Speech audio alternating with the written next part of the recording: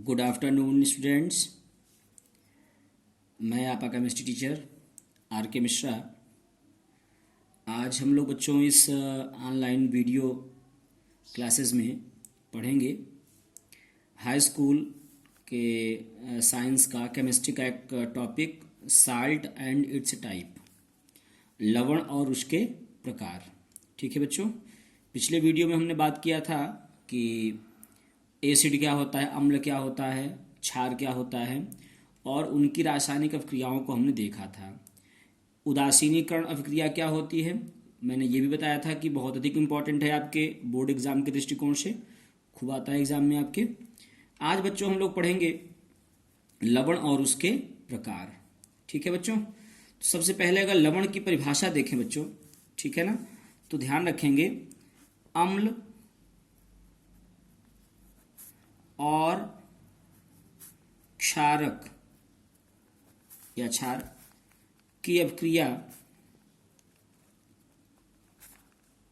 द्वारा बनने वाला आयनिक ठोस लवण कहा जाता है। ध्यान रखना बच्चों, अम्ल और क्षार की यदि अभिक्रिया करवाओगे तो हमें क्या प्राप्त होगा, लवण। ठीक है ना, इसको परिभाषित कर सकते हैं, किसी अम्ल तथा क्षारक की अभिक्रिया से प्राप्त होने वाले आयनिक ठोस को हम क्या नाम देते हैं, लवण नाम देते हैं।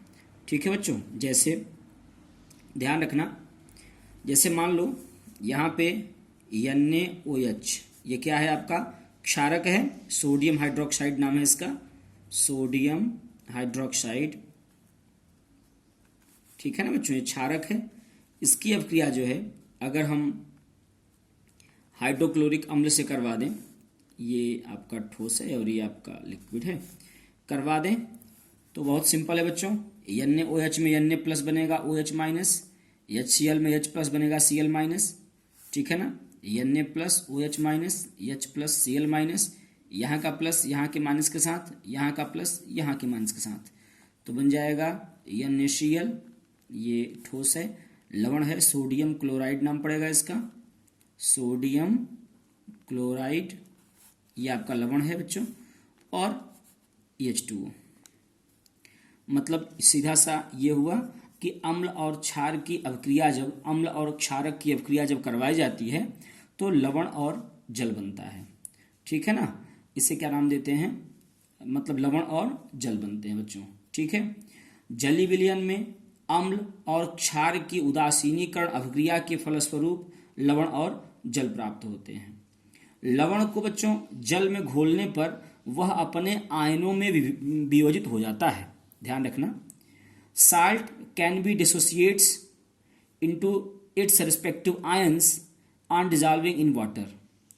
कैटायंस बेसिक रेडिकल्स और एनायंस को एसिटिक रेडिकल कहते हैं बच्चों। ध्यान रखना, रेडिकल पूछते हैं आपके एग्जाम में, रेडिकल्स क्या हैं। तो कहने का सेंस है हमारे कि जो धनायन होंगे उनको क्षारीय मूलक कहा जाएगा बच्चों। जो धनायन होंगे उनको क्या कहा जाएगा, क्षारीय मूलक, और जो ऋणायन होंगे उन्हें क्या कहा जाएगा, अम्लीय मूलक। देखो जैसे तुम्हारा सोडियम क्लोराइड लवण है ना, अब अगर इसको पानी में डिजॉल्व करोगे तो ये बनेगा Na प्लस Cl माइनस, तो ये धनायन हो गया और ये ऋणायन हो गया। तो परिभाषा हमें क्या बता रही है कि धनायनों को हम क्या नाम देते हैं, बेसिक रेडिकल, क्षारीय मूलक, है ना, बेसिक रेडिकल, क्षारीय मूलक। और जो ऋणायन है जो उनको हम क्या नाम देंगे बच्चों, उनको नाम देंगे अम्लीय मूलक। क्या नाम देंगे, अम्लीय मूलक। ठीक है ना। अब बच्चों क्लासिफिकेशन ऑफ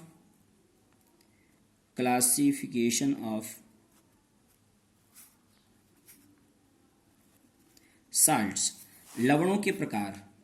ठीक है बच्चों, देखो हाई स्कूल लेवल पे बात किया जाए, चूँकि ये टॉपिक तो काफ़ी डिटेल में है, काफ़ी गहरा है, लेकिन अगर केवल 10th लेवल में बात किया जाए तो normally they are of 6 types, ये 6 प्रकार के होते हैं। ध्यान रखना, सामान्य रूप से अगर बात किया जाए तो ये 6 प्रकार के होंगे। कुल मिला के कितने टाइप हुए इनके, 6 टाइप्स सामान्य रूप से। Generally they are of 6 types. पहला होगा बच्चों, इसको हम नाम देंगे नॉर्मल साल्ट, हिंदी में कहेंगे बच्चों सामान्य लवण, ठीक है ना, सामान्य लवण। देखो ऐसा लवण जिसमें ना तो विस्थापनीय H प्लस हो और ना OH माइनस हो, उनको क्या नाम देंगे, सामान्य लवण। ध्यान रखना बच्चों, विस्थापनीय H प्लस का मतलब होता है ऐसा H प्लस जो हट सके, जिसको विस्थापित किया जा सके, है ना, जिसको हटाया जा सके। ऐसा OH जो जिसको हटाया जा सके। तो ऐसा लवण जिसमें न तो विस्थापनीय H प्लस हो और न तो OH माइनस हो, उन्हें हम सामान्य लवण कहेंगे बच्चों, ठीक है। जैसे NaCl, कहीं आपको इसमें हाइड्रोजन दिखाई दे रहा है, नहीं दिखाई दे रहा सर, तो ये क्या हो जाएगा, सामान्य लवण हो जाएगा। KCl, कहीं इसमें H प्लस या OH माइनस है, नहीं है, ठीक है ना। KNO3, potassium nitrate, sodium nitrate, कहीं आपको इसमें H प्लस या OH माइनस दिखाई दे रहे हैं, नहीं दिखाई दे रहे हैं, इसका मतलब ये कैसा हुआ, सामान्य लवण हुआ। Sodium chloride, potassium nitrate, sodium nitrate, ये सारे के सारे आप क्या हो जाएंगे, सामान्य लवण हो जाएंगे। पहला टाइप हो गया बच्चों, मतलब ऐसा लवण जिसमें ना तो विस्थापनीय H प्लस हो और ना तो OH माइनस हो, उसे हम क्या नाम देंगे, सामान्य लवण कहेंगे। दूसरा होगा बच्चों एसिडिक साल्ट। एसिडिक साल्ट का मतलब होता है बच्चों अम्लीय लवण, है ना, अम्लीय लवण।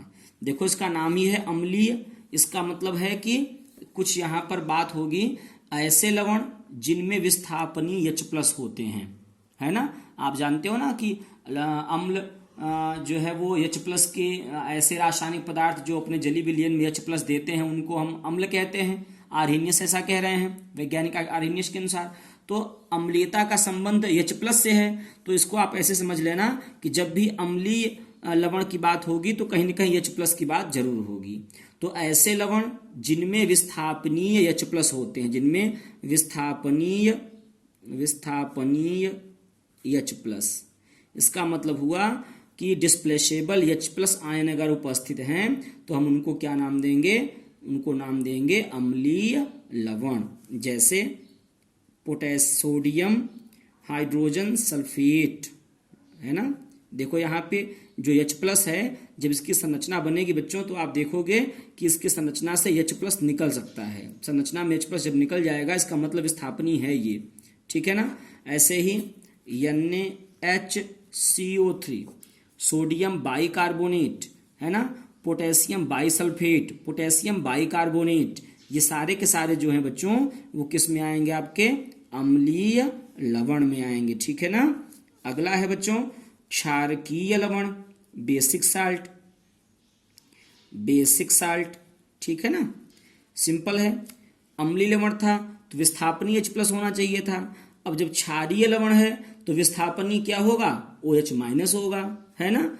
उसमें क्या होना चाहिए, विस्थापनीय OH माइनस। ऐसे रासायनिक पदार्थ, ऐसे लवण जिनमें विस्थापनीय OH पाए जाते हैं, हम उनको क्या नाम देते हैं, बेसिक साल्ट।